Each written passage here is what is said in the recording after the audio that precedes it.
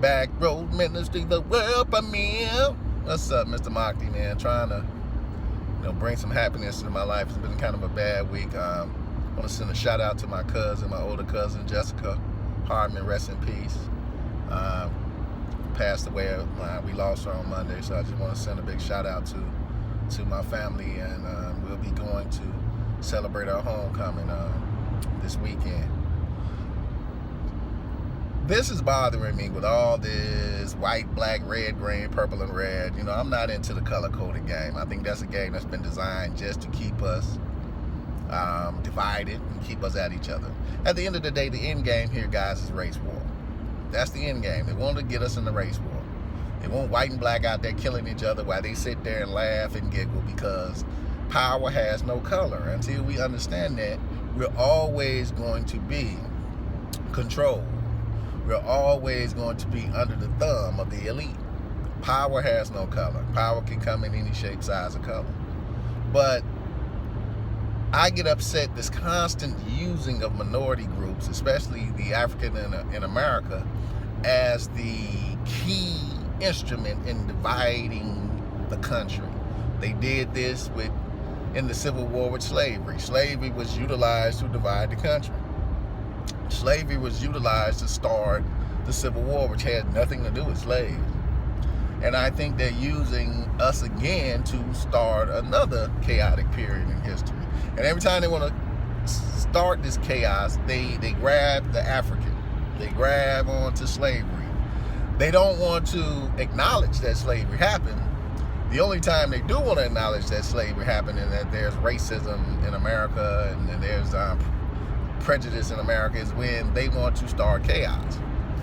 And that can't be tolerated anymore. As African Americans, we have to stop buying into these ideas of the elite. We have to stop allowing the elite to bait us into situations that we no longer need to be in. These people get off on this. They put these pseudo-black people on TV to hype up the propaganda. Yeah, because the white man wants to get you, and yes, the skinheads and the Nazis, and they're out to get you, and the Confederate statues and all. Fuck it. No. I don't buy into it. I don't buy into it. I never had. The South is not going to change until the people in the South decide that it needs to change. That be it white, black, all the minority groups in those areas need to step up and change the South.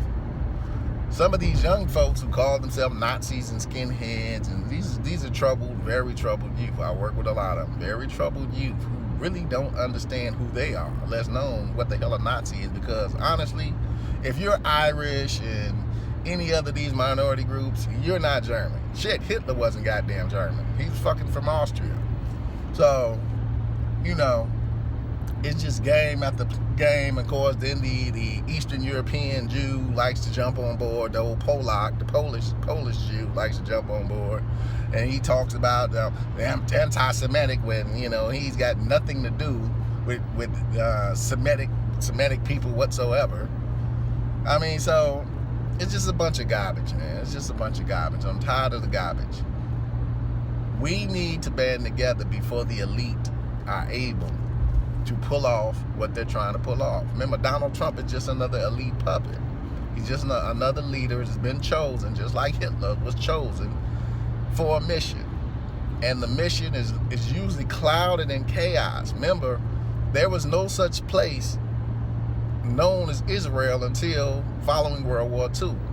And everything that happened in World War II led to the ease and creation of Israel. It kind of was that the final piece needed to wage war on the Arabs in that area.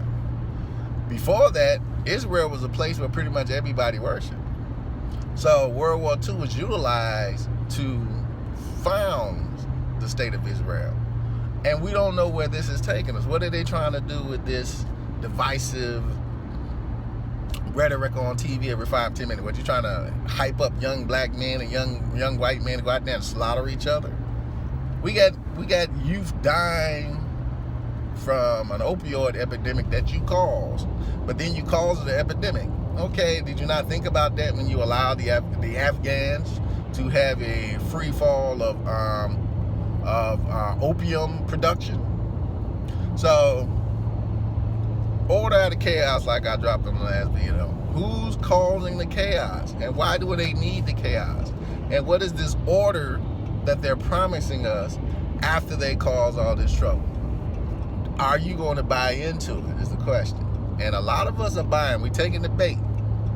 Drinking the Kool-Aid, the old saying. We're drinking this Kool-Aid. We're drinking it up. We're listening to these pseudo niggas get on goddamn TV with their bullshit. And we're drinking the Kool-Aid. You can't trust the media. That's the only good thing that Trump has said. He knows the media is fake because the fake-ass media created his fake ass. Remember how CNN loved Trump during the campaign? So they're all a bunch of hypocrites and liars. Don't buy into the game of the elite. The elite's game is to bring order out of chaos. It's to bring order out of chaos. Mr. Mock, the Back Row Ministry, don't buy into the game.